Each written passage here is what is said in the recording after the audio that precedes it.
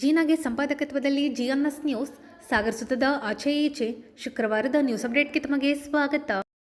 ಮುಖ್ಯಾಂಶಗಳು.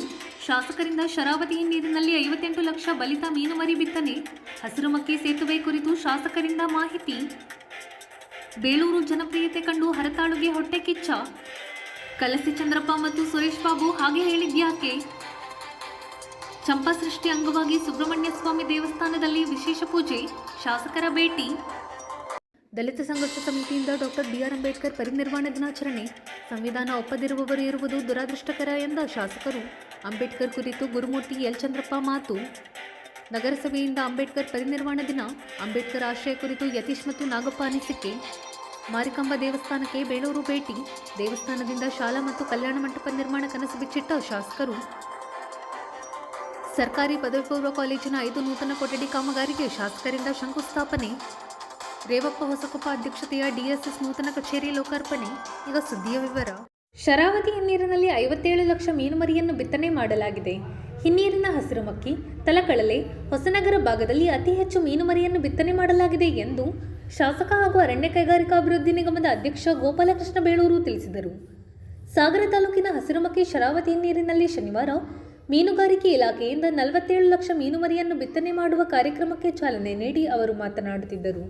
ಇಲಾಖೆಯಿಂದ ಇವತ್ತು ಸುಮಾರು ಇಲ್ಲಿಗೆ 43 ಲಕ್ಷದವರೆಗೆ ಮೀನು ಮರಿಯ ವಿತರಣೆ ಮಾಡ್ತಾ ಇದ್ದಾರೆ.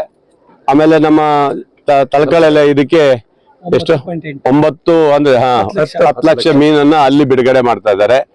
ಮತ್ತು ನಮ್ಮ ಹೊಸನಗರದ ಇದರಲ್ಲಿ ಸಹ ಎಷ್ಟು 10 ಲಕ್ಷ ಬಿಡುಗಡೆ ಮಾಡ್ತಾರೆ.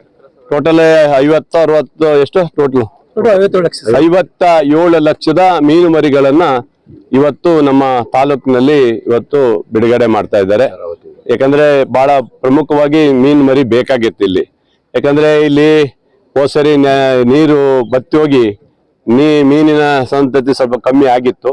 ಈ ಸಾರಿ ಭಾರಿ ಮಳೆ ಬಂದಿದ್ದರಿಂದ ಡ್ಯಾಮ್ ಫುಲ್ ಆಗಿದ್ರಿಂದ ನದಿನೂ ತುಂಬಾಗಿದ್ದರಿಂದ ಆ ಮೀನ್ ಮರಿ ಬಿಟ್ರೆ ಕನಿಷ್ಠ 3-4 ತಿಂಗಳಲ್ಲಿ ಅದು ದೊಡ್ಡದಾಗುತ್ತೆ.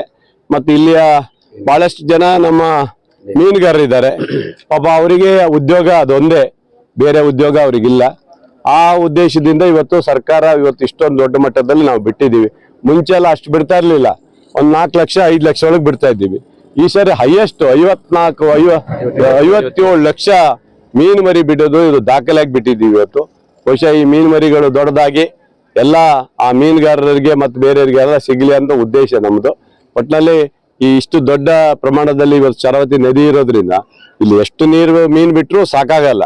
ಹಾಗಾಗಿ ಈಗ ದೋಣಿ ಇವರಿಗೆಲ್ಲ ಹೇಳೋದು ಮೀನುಗಾರರಿಗೆ ಸ್ವಲ್ಪ ಮರಿಗಿರಿ ಎಲ್ಲ ಹಿಡಿಯಕ್ಕೆ ಹೋಗ್ಬೇಡ್ರಿ, ಹಿಡಿದ್ರು ಅದು ಬಿಟ್ಬಿಡ್ರಿ, ಅದನ್ನ ರೈತರಿಗೇನು ಸಿಗಲ್ಲ, ಮತ್ತೆ ರೈತರೇನು ಹಿಡ್ಕೊಳಕ್ಕೂ ಆಗೋದಲ್ಲ, ಅವ್ರ ಹತ್ರ ಅದು ಹಿಡಿಯೋಕ್ಕೂ ಆಗಲ್ಲ. ಹಾಗಾಗಿ ರಾಜ್ಯ ಸರ್ಕಾರ ಕೊಟ್ಟಂತ ಈ ಯೋಜನೆ ತುಂಬಾ ಚೆನ್ನಾಗಿ ಬಂದಿದೆ.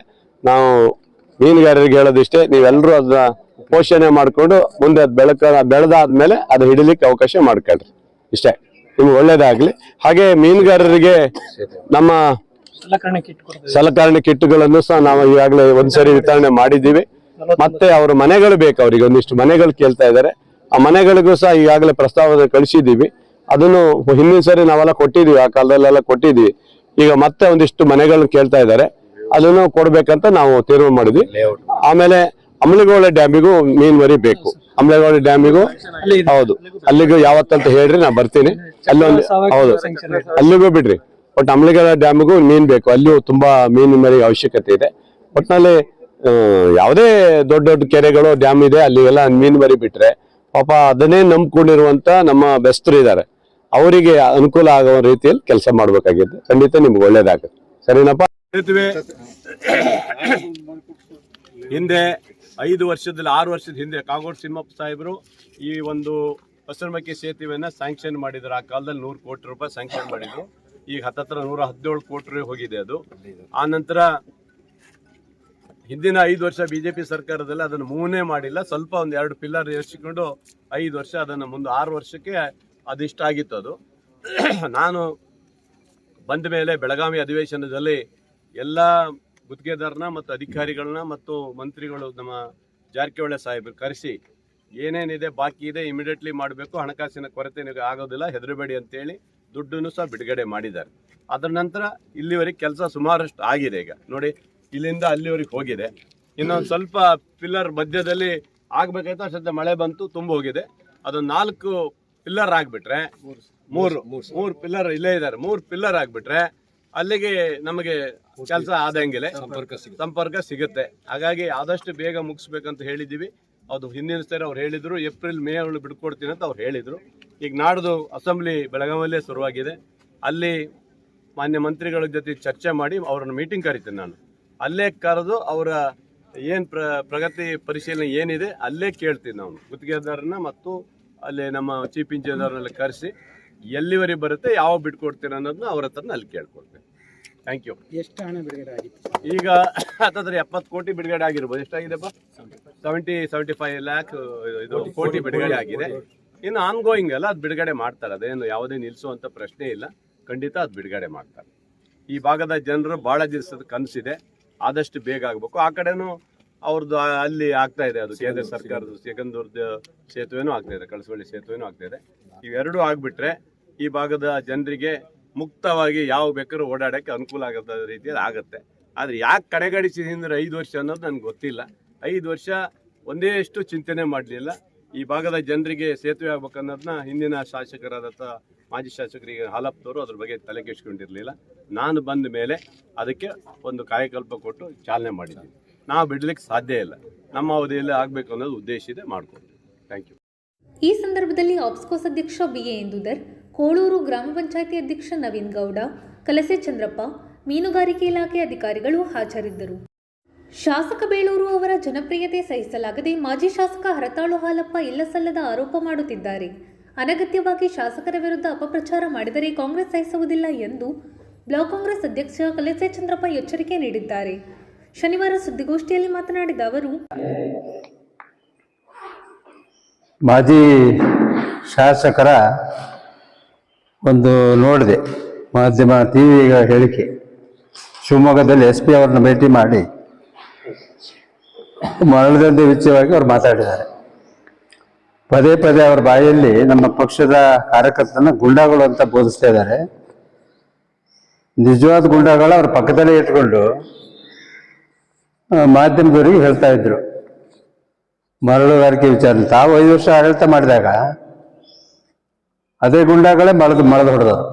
ಅವ್ರ ಅಕ್ಕಪಕ್ಕ ಏನಿದ್ರಲ್ಲ ಅದೇ ಗುಂಡಾಗಳೇ ಮಳದು ಹೊಡೆದವರು, ದಬ್ಬಾಳಿಕೆ ಮಾಡಿದವರು, ದೌರ್ಜನ್ಯ ಮಾಡಿದವರು. ನಮ್ಮ ಶಾಸಕರ ಜನಪ್ರಿಯತೆಯನ್ನು ಸಹಿಸಲಾರದೆ ನಮ್ಮ ನಾಯಕರಾದ ಗೋಪಾಲಕೃಷ್ಣ ಅವರ ಈ ಜನಪರ ಕಾಳಜಿಯನ್ನು ಸಹಿಸಲಾರದೆ ಅಸೂಯೆ ಪಟ್ಕೊಂಡು ಇಂಥ ಹೇಳಿಕೆಗಳನ್ನು ಮಾಧ್ಯಮದ ಮೂಲಕ, ಜಾಲತಾಣ ಮತ್ತೆ ಬೇರೆ ಬೇರೆ ಸಮೂಹ ಮಾಧ್ಯಮಗಳಲ್ಲಿ ಅವರ ಪಕ್ಷದ ಮಾಜಿ ಶಾಸಕರಿರ್ಬೋದು, ಇನ್ನು ಉಳಿದಂತೆ ಬೇರೆ ಬೇರೆ ಕೆಳ ಹಂತದ ಹೇಳಿಕೆಯನ್ನು ಕೊಟ್ಟಿದ್ದಾರೆ. ಅದು ನಾನು ತಾಲೂಕು ಕಾಂಗ್ರೆಸ್ ಪಕ್ಷ ತೀವ್ರವಾಗಿ ಖಂಡಿಸ್ತೇನೆ. ನಮ್ಮ ಸರ್ಕಾರ ಬಂದ ಮೇಲೆ ನಮ್ಮ ಇವತ್ತೇನು ಕಾಂಗ್ರೆಸ್ ಆಡಳಿತ ಇದೆ, ನಮ್ಮ ನಾಯಕರಾದ ಗೋಪಾಲಕೃಷ್ಣ ಬೇಳೂರವರು ಸರ್ವ ಜನರ ಸರ್ವವ್ಯಾಪಿ ಒಂದು ಜನಸ್ಪಂದನ ವ್ಯಕ್ತಿಯಾಗಿ ಹೊರಹೊಮ್ಮುತ್ತಾ ಇದ್ದಾರೆ ಮತ್ತು ಎಲ್ಲರೂ ಪ್ರೀತಿ ಮಾಡ್ತಾರೆ. ಇವರಂಗೆ ಡಿಕ್ಟೇಟರ್ಶಿಪ್ ನಾನೇ ದೊಡ್ಡ ಇದು ಅನ್ನೋ ಅಹಂ ನಮ್ಮ ನಾಯಕರಿಗಿಲ್ಲ. ಇವ್ರ ಆಡಳಿತನೂ ನೋಡಿದೀವಿ ನಾವು. ಇವರು ಕರೆದದ್ದು ಕಡಿಮೆ, ಹೋಗಬಾರ ಬಹಳ ಜನರಿಗೆ. ಆದರೆ ನಮ್ಮ ನಾಯಕರು ಆ ರೀತಿಯಲ್ಲಿ ಸಂಬೋಧನೆ ಇದುವರೆಗೆ ಎಲ್ಲೂ ಆಗಿಲ್ಲ. ಒಬ್ಬ ಸಣ್ಣ ಸಾಮಾನ್ಯ ಕಾರ್ಯಕರ್ತ ಪಕ್ಷದವರೇ ಅಂತಲ್ಲ, ಯಾವೊಬ್ಬ ನಾಗರಿಕ ಬಂದರೂ ಕೂಡ ಆತ್ಮೀಯವಾಗಿ ಅವರನ್ನು ಮಾತಾಡಿಸಿ ಕಳಿಸ್ತಾರೆ. ಆ ಸ್ವಭಾವವನ್ನು ಬೆಳೆಸಿ ಬಂದ್ದಾರೆ. ಮರಳು ವಿಚಾರ ಇವತ್ತು ತಮಗೂ ಗೊತ್ತಿದೆ. ಎಲ್ಲ ಇವತ್ತು ಲಾರಿಗಳು ಅವರ ಮಾಜಿ ಶಾಸಕರ ಟೀಮ್ ಜಾಸ್ತಿ ಇದೆ.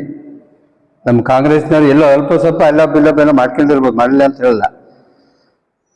ಕಾಲಕ್ಕೆ ಏನೇನಾಗಬೇಕೋ ಮರಳು ಆತು ಎಲ್ಲರೂ ಹೊಡಿತಾರೆ, ಅವರು ಹೊಡಿತಾರೆ, ಇವರು ಹೊಡಿತಾರೆ. ಅಲ್ಲಿ ಪಕ್ಷ ಪ್ರಶ್ನೆ ಬರೋದಿಲ್ಲ. ಆದ್ರೆ ಒಂದು ಪಕ್ಷನ ಟಾರ್ಗೆಟ್ ಮಾಡಿದ್ದಾರೆ ಮಾಜಿ ಶಾಸಕರು. ಮತ್ತು ಟಾರ್ಗೆಟ್ ಮಾಡೋ ಜೊತೆ ನಮ್ಮ ಕಾರ್ಯಕರ್ತರು ಗುಂಡಾಗಳಂತ ಘೋಷಿಸಿದ್ದಾರೆ. ಅದನ್ನು ನಾವು ತಾಲೂಕು ಕಾಂಗ್ರೆಸ್ ತೀವ್ರವಾಗಿ ಖಂಡಿಸ್ತೀವಿ. ಆಮೇಲೆ ಮದ್ಯ ಮಾರಾಟ ವಿಚಾರ ಹೇಳ್ತಾರೆ ಮಾಜಿ ಶಾಸಕರು. ಮದ್ಯ ಮಾರಾಟ ಅವರ ಅವಧಿಯಲ್ಲಿ ಎಲ್ಲೆಲ್ಲಿ ಅಂಗಡಿಗಳಾದವು, ಎಲ್ಲೆಲ್ಲಿ ಬಾರ್ಗಳಾದವು ಅನ್ನೋ ತಮಗೆ ಮಾಧ್ಯಮದಲ್ಲಿ ಗೊತ್ತಿದೆ.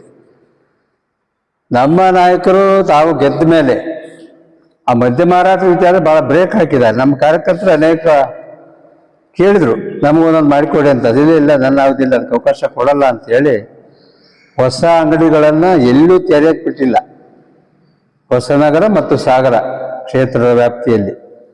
ಆದರೆ ಹಿಂದಿನ ಶಾಸಕರು ಬೀದಿ ಬೀದಿಯಲ್ಲಿ ಅಂಗಡಿಗಳು ತೆರೆದು ಇವತ್ತು ಅನೇಕ ಜನ ಕುಡಿದು ಸಾಯ್ತಾ ಇದೆ. ನಮ್ಮ ಇಲ್ಲಿ ಸಿಗಂಧೇಶ್ವರಿ ಬಾರ್ ಅಂತ ಒಂದಿದೆ ನಮ್ಮ ರೋಡಲ್ಲಿ, ವರ್ಮಾ ರೋಡಿ ನಾನು ಓಡಾಡ್ತೀನಿ. ಅಲ್ಲಿ ಅನೇಕ ಜನ ಕತ್ಲೆ ಬಜಾರ್ ಕಾರ್ಮಿಕರು ಸತ್ತು ಹೋದ್ರು ಕುಡಿದು ಕುಡಿದು ಕುಡಿದು. ಅದೆಲ್ಲ ಮಾಧ್ಯಮರಿಗೂ ಗೊತ್ತಿದೆ ಮತ್ತು ನಾಗರಿಕರಿಗೂ ಗೊತ್ತಿದೆ. ತಮ್ಮ ತಪ್ಪನ್ನು ಮುಚ್ಚಿಕೊಳ್ಳೋದಕ್ಕೆ ನಮ್ಮ ಮೇಲೆ ಗೂಬೆ ಕೂರಿಸೋದು, ಅದನ್ನು ಅವ್ರು ಅರ್ಥಬೇಕು. ಮಾಜಿ ಶಾಸಕರಿರಲಿ, ಅವ್ರ ಕಡೆಯ ಕೆಳ ಹಂತದವರು ಇದ್ರು ಕೂಡ ಅದನ್ನ ಅರ್ಥ ಮಾಡ್ಕೋಬೇಕು. ಸುಮ್ಮನೆ ಹೊಟ್ಟೆ ಕಿಚ್ಚಿಗೆ ಏನೋ ಹೇಳಿದ್ರೆ ಅದನ್ನು ಒಪ್ಪಕ್ಕಾಗಲ್ಲ.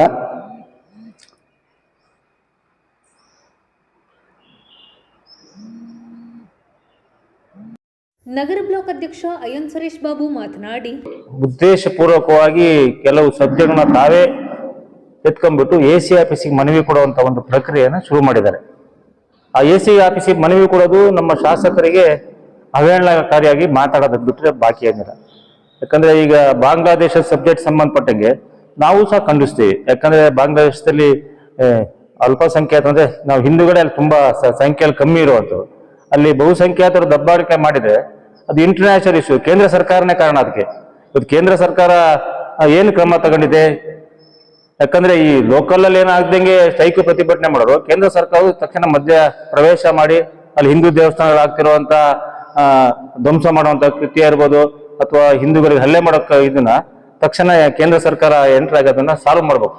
ಯಾಕಂದ್ರೆ ಎಲ್ಲೇ ಆಗ್ಲಿ, ಯಾರೇ ಆಗ್ಲಿ, ಎಲ್ಲೇ ಇರಲಿ, ಯಾವುದೇ ದೇಶದಲ್ಲಿ ಜನಸಂಖ್ಯೆ ಕಮ್ಮಿ ಇದೆ ಅನ್ನೋಕ್ಕೋಸ್ಕರ ಬಹುಸಂಖ್ಯಾತ ಹಲ್ಲೆ ಮಾಡೋದು ತಪ್ಪು. ಅದೇ ತರ ಬಾಂಗ್ಲಾದೇಶದಲ್ಲಿ ಆಗ್ತಿರೋ ಹಿಂದೂಗಳ ಮೇಲೆ ಹಲ್ಲೆನೂ ಸಹ ನಮ್ಮ ಕಾಂಗ್ರೆಸ್ ಪಕ್ಷ ಖಂಡಿಸುತ್ತೆ. ಅದಕ್ಕೂ ಮನವಿ ಕೊಟ್ಟು ತೊಂದರೆ ಇಲ್ಲ. ಇನ್ನೊಂದು ಮನವಿಯನ್ನ ರೀಸೆಂಟ್ ಆಗಿ ಮಾನ್ಯ ನಗರ ಬಿಜೆಪಿ ಅಧ್ಯಕ್ಷರು ಗೋಪಾಲಗೌಡ ಸ್ಟೇಡಿಯಂ ಬಗ್ಗೆ ಒಂದು ಮೆರವಣಿಗೆ ಮಾಡ್ಕೊಂಡು ಹೋಗಿ ಸೀಮಿತ ಸಂಖ್ಯೆಯ ಜನ ಮನವಿ ಕೊಟ್ಟಿದೆ. 15 ತಿಂಗಳಿಂದ ಮಾನ್ಯ ಶಾಸಕರು ಬಂದ ಮೇಲೆ ಸ್ಟೇಡಿಯಂ ಅಲ್ಲಿ ಯಾವುದೇ ಕೆಲಸ ನಡೀತಿಲ್ಲ, ಅಥವಾ ಆಟಕ್ಕೆ ತೊಂದರೆ ಆಗ್ತಿದೆ, ಮಕ್ಕಳುಗಳು ಇವತ್ತು ವಂಚಿತರಾಗಿದ್ದಾರೆ ಅನ್ನೋ ಮಾತನ್ನ ಒಂದು ಅರ್ಧ ಗಂಟೆ ಭಾಷಣ ಮಾಡಿದ್ದಾರೆ. ನನ್ನ ಮನವಿ ಏನು ಅಂದ್ರೆ, ಅಂಕಿ ಸಂಖ್ಯೆ ಇಟ್ಕೊಂಡು ಮಾತಾಡ್ಬೇಕು ಯಾವುದೇ ಇರಲಿ. ಯಾಕಂದ್ರೆ ಒಂದು ಗೋಪಾಲ ಸ್ಟೇಡಿಯಂ ಬಂದು ಅದರದೇ ಆದ ಒಂದು ಇನ್ಚಾರ್ಜ್ ಇದ್ದಾರೆ. ಸರ್ಕಾರಕ್ಕೆ ಯಾವುದೇ ದುಡ್ಡು ಬಂದು ಸಹ ಸ್ಟೇಡಿಯಂ ಅಲ್ಲಿ ಜನ ದುಡ್ಡು ಕೊಟ್ಟು ಆಡೋದು, ಪುಕ್ಷಾಟೇನು ಆಡೋದಲ್ಲ. ಆ ಸಂಬಂಧಪಟ್ಟಾಗ ನಾನು ಇವ್ರು ಹೇಳಿದ್ಮೇಲೆ ನಾನು ಅವತ್ತು ಅವ್ರು ಕೆಲವರು ಸಿಕ್ಕ ಸ್ನೇಹಿತರು ಹೇಳಿದೆ, ತಪ್ಪು ಮಾಹಿತಿ ಕೊಟ್ಟು ಮನವಿ ಕೊಡೋಕೆ ಹೋಗ್ಬೇಡಿ. ಯಾಕಂದ್ರೆ ಸ್ಟೇಡಿಯಂನ ಒಂದು ಕಮಿಟಿ ಆಲ್ರೆಡಿ ರಚನೆ ಆಗಿದೆ, ಒಂದು ಅಭಿವೃದ್ಧಿ ಕೆಲಸ ಶುರು ಆಗತ್ತೆ ಅಂತ ಗೊತ್ತಾಗ್ತಿದ್ದಂಗೆನೆ ನಾವು ಮನವಿ ಕೊಟ್ಟು ನಾವು ಚಾಲನೆ ಕೊಟ್ಟು ಅಂತ ಬಿಂಸಕ್ಕೋಸ್ಕರ ಈ ಬಿಜೆಪಿ ಮಾಡ್ತಿದ್ದಾರೆ ಅನ್ನೋ ಮಾತನ್ನು ಅವತ್ತು ಆಡಿದೆ. ಯಾಕೆ ಮಾತಾಡಿದೆ ಅಂದ್ರೆ, ಕಳೆದ 15 ತಿಂಗಳಲ್ಲಿ ಸ್ಟೇಡಿಯಂನಿಂದ 1,40,40,000 ರೂಪಾಯಿ ದುಡ್ಡು ಕ್ರಿಕೆಟ್ ಇಂದ ಹೋಗಿದೆ. ಯಾಕಂದ್ರೆ ಆ ದುಡ್ಡು ಸೀದಾ ಜಿಲ್ಲಾಧಿಕಾರಿ ಅಕೌಂಟ್ ಹೋಗುತ್ತೆ, ಬೇನಾಮಿ ಅಲ್ಲ, ಎಲ್ಲ ಆನ್ಲೈನ್ ಅಲ್ಲೇ ದುಡ್ಡು ಫಾರ್ವರ್ಡ್ ಆಗೋದು. 1,40,40,000 ಅಂದ್ರೆ ಹತ್ರ 38 ಇಂದ 40 ದಿನ ಇದು ಸೀಸನ್ ಅಲ್ಲಿ, ಅಂದ್ರೆ ಮಳೆಗಾಲ ಮುಗಿದ್ಮೇಲೆ ಬೇಸಿಗೆ ಸೀಸನ್ 5 ತಿಂಗಳೊಳಗೆ 40-45 ದಿನ ಲೆದರ್ ಬಾಲ್ ಕ್ರಿಕೆಟ್ ನಡೆದಿದೆ. ಆ ಸ್ಟೇಡಿಯಂ ಅಲ್ಲಿ ಯಾಕೆ ಮಾತಾಡ್ತೀನಿ ಅಂದ್ರೆ, ಈ ಶಾಸಕರು ಬಂದ್ಮೇಲೆ ಏನೋ ಆಯ್ತು ಅನ್ನೋದನ್ನ ಗೂಬೆ ಕೂರಿಸ್ಬಾರ್ದು. ಮತ್ತೆ ಅವತ್ತೇನು KSA ಮ್ಯಾಚ್ ಇಲ್ಲ ಅಂದ್ರೆ, KSC ಅಂದ್ರೆ ಕರ್ನಾಟಕ ಸ್ಟೇಟ್ ಕ್ರಿಕೆಟ್ ಅಸೋಸಿಯೇಷನ್ ಅಂತ, ನಾವು ಇದು ಸಾರ್ವಜನಿಕ ಗೋಪಾಲಗೌಡ ಸ್ಟೇಡಿಯಂ ನಾವು ಯಾವ್ದೋ ಖಾಸಗಿ ಸಂಸ್ಥೆಗೆ ವಹಿಸ್ಕೊಡಕ್ ಬರಲ್ಲ, ಅವ್ರಿಗೆ ವಹಿಸೇ ಕೊಟ್ಟಿಲ್ಲ. ಅವ್ರು ಯಾರು ನಮ್ಮ ತಕರಾರು ಮಾಡಕ್ಕೆ? ನಮ್ಮ ಮಕ್ಳಿಗೆ ಯಾರು ಅನ್ಯಾಯ ಆಗಿಲ್ಲಪ್ಪ. ನಮ್ಮ ಸಾಗರದ ಮಕ್ಕಳಿಗೆ ಬೆಂಗಳೂರಿಂದ ಟೀಮ್ಗಳು ಬಂದಾಡಿದಾವೆ, ಉಡುಪಿ ಟೀಮ್ ಬಂದಾಡಿದೆ, ಮಣಿಪಾಲ್ ಟೀಮ್ ಬಂದಾಡಿದೆ, ಧಾರವಾಡ ಟೀಮ್ ಬಂದಾಡಿದೆ, ನಮ್ಮ ದಾವಣಗೆರೆ ಟೀಮ್ ಬಂದಾಡಿದೆ. ಅವರೆಲ್ಲ ಬಂದ್ಬಿಟ್ರೆ ಲೆದರ್ ಬಾಲ್ ಟೀಮ್ ಬಂದ್ಬಿಟ್ಟು ಅಂದ್ರೆ ಕನಿಷ್ಠ 4 ರಿಂದ 5 ದಿನ ಆಡ್ತಾರೆ ಒಂದು ಟೀಮ್ ಬಂತು ಅಂದ್ರೆ. ಇವೆಲ್ಲ ಗೊತ್ತಿದ್ದು ಸಹ ಬಿಜೆಪಿ ಯಾಕೆ ಆ ಥರ ಸುಳ್ಳು ಮನವಿಗಳು ಕೊಡ್ಬೇಕು? ಈಗ ನೋಡಿ, ನಮ್ಮ ಶಾಸಕರು ಬಂದ್ಮೇಲೆ ಸ್ವಿಮ್ಮಿಂಗ್ ಪೂಲ್ 48 ಲಕ್ಷ ಇದಾಗಿ ಟೆಂಡರ್ ಆಗಿ ಸ್ವಿಮ್ಮಿಂಗ್ ಪೂಲ್ ರೀಕನ್ಸ್ಟ್ರಕ್ಷನ್ ಆಗ್ತಾ ಇದೆ. ಈ ಮಾರ್ಚ್ ತಿಂಗಳೊಳಗೆ, ಫೆಬ್ರವರಿ ಒಳಗೆ ಅದು ಮತ್ತೆ ರೀಓಪನ್ ಆಗುತ್ತೆ. ಇದು ಶಾಸಕರ ನಡೆ. ಆದ್ರೆ ಏನೋ ಒಂದು ರಾಜಕೀಯವಾಗಿ ಶಾಸಕರನ್ನೇ ಗೋಷ್ಠಿಯಲ್ಲಿ ನಗರಸಭಾ ಸದಸ್ಯ ಗಣಪತಿ ಮಂಡಗಳಲ್ಲಿ ಮಕ್ಬುಲ್ ಅಹಮದ್, ಕನ್ನಪ್ಪ, ಪ್ರಭಾವತಿ ಚಂದ್ರಕಾಂತ್, ದಿನೇಶ್ ಇನ್ನಿತರರು ಹಾಜರಿದ್ದರು. ಸಾಗರದ ಶ್ರೀ ಸುಬ್ರಹ್ಮಣ್ಯ ಸ್ವಾಮಿ ದೇವಸ್ಥಾನದಲ್ಲಿ ಶನಿವಾರ ಚಂಪಾಸೃಷ್ಟಿ ಅಂಗವಾಗಿ ಕಾರ್ತಿಕ ದೀಪೋತ್ಸವ ಕಾರ್ಯಕ್ರಮ ನಡೆಯಿತು. ಸಾವಿರಾರು ಭಕ್ತರು ಆಗಮಿಸಿ ಶ್ರೀದೇವರ ದರ್ಶನ ಪಡೆದರು. ಶಾಸಕ ಗೋಪಾಲಕೃಷ್ಣ ಬೇಳೂರು ದೇವರ ದರ್ಶನ ಪಡೆದು ವಿಶೇಷ ಪೂಜೆಯಲ್ಲಿ ಪಾಲ್ಗೊಂಡರು. ನಂತರ ಭಕ್ತಾದಿಗಳಿಗೆ ಏರ್ಪಡಿಸಿದ್ದ ಅನ್ನ ಸಂತರ್ಪಣೆಯಲ್ಲಿ ಭಾಗವಹಿಸಿದರು.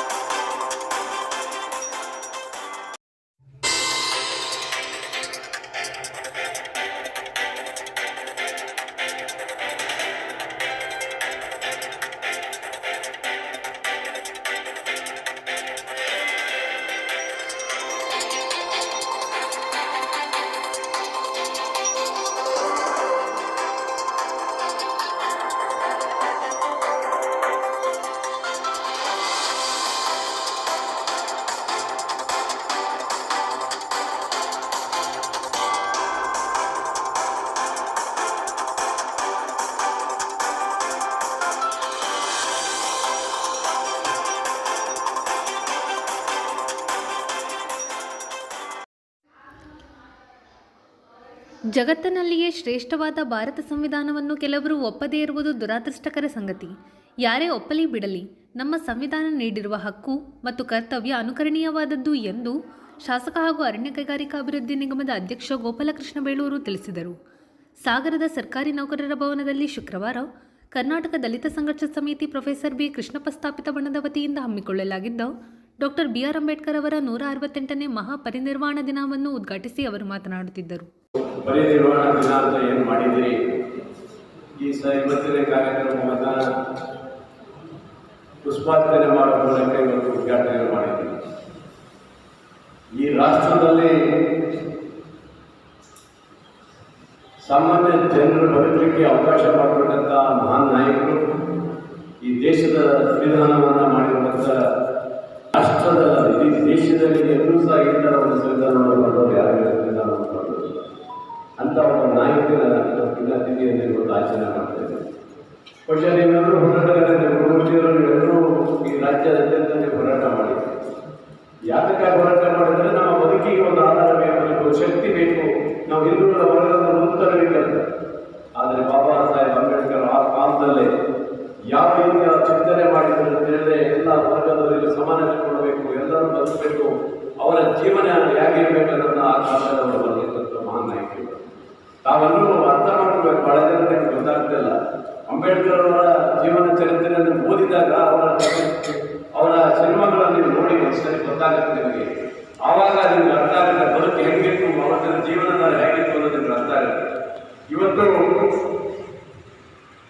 ಇಡೀ ದೇಶದಲ್ಲಿ ಅದನ್ನು ನಮ್ಮ ಕರ್ನಾಟಕ ರಾಜ್ಯದಲ್ಲಿ ಸಂವಿಧಾನದ ಒಂದು ದಿನವನ್ನೇ ರೆಡಿ ಮಾಡಿ ಇಟ್ಕೊಂಡು ಇವತ್ತು ಅದರ ಬಗ್ಗೆ ಚರ್ಚೆ ಮಾಡಿ ಪ್ರತಿ ಒಂದು ಸಭೆಯಲ್ಲೂ ಸಹ ನಾವು ಅದನ್ನು ಓದುವ ಮೂಲಕ ಇಡೀ ರಾಷ್ಟ್ರದಲ್ಲಿ ಹೊಸ ಸಂಚಾರವನ್ನು ಈಗಾಗಲೇ ನಾವು ರೂಪಿಸಿದ್ದೀವಿ. ಮನೆಯೂ ಸಹ ಮೋದಿಜಿಯವರು ಸಹ ಮಾಡಿದ್ದಾರೆ.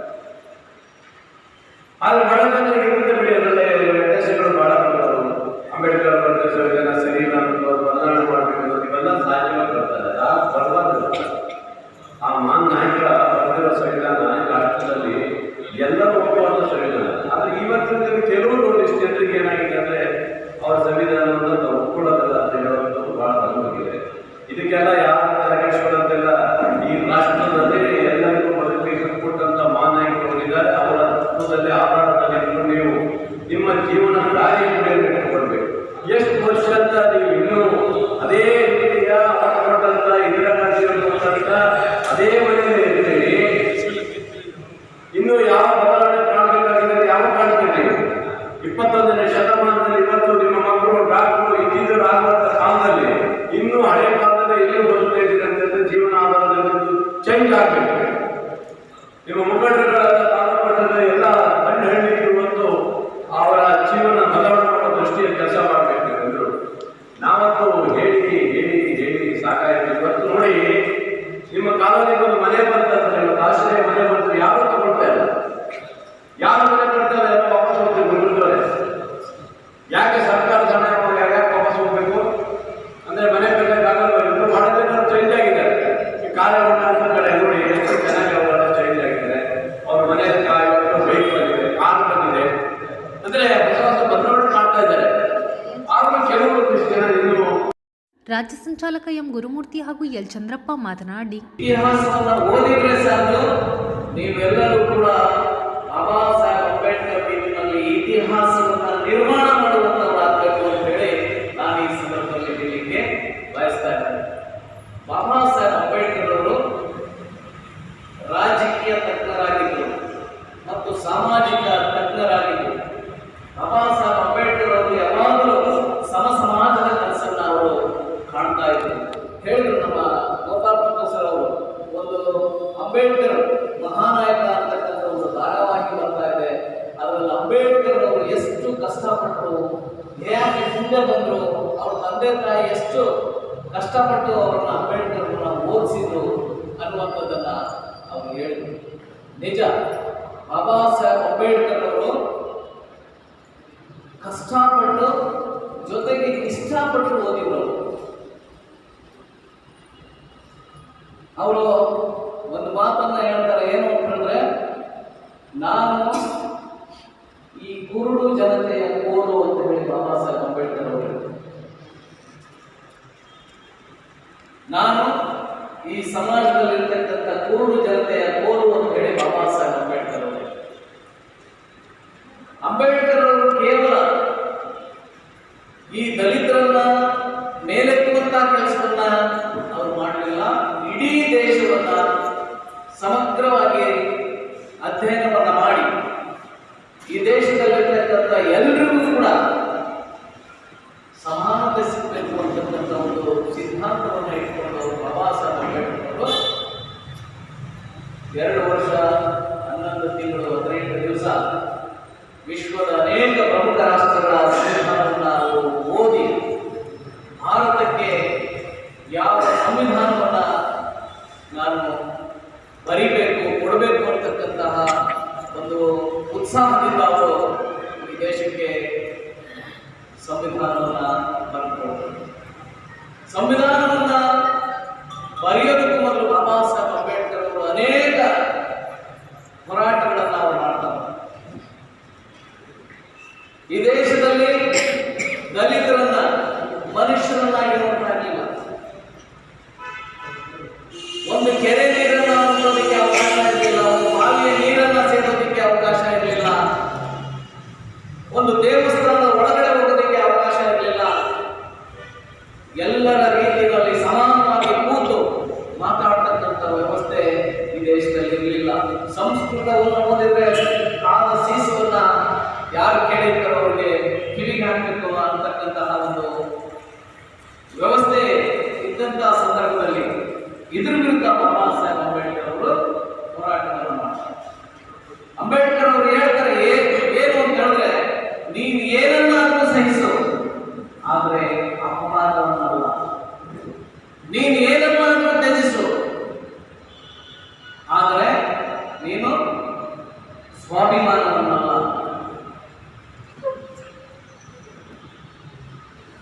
ಅಂತ ಹೇಳಿ ಬಾಬಾ ಸಾಹೇಬ್ ಅಂಬೇಡ್ಕರ್ ಅವರು ಈಗಾಗಲೇ ಹೇಳಿದ್ರು ಗೋಪಾಲ್ ಪ್ರೊಫೆಸರ್ ಅವರು, ಈ ದೇಶದಲ್ಲಿ ಮಹಿಳೆಯರಿಗೆ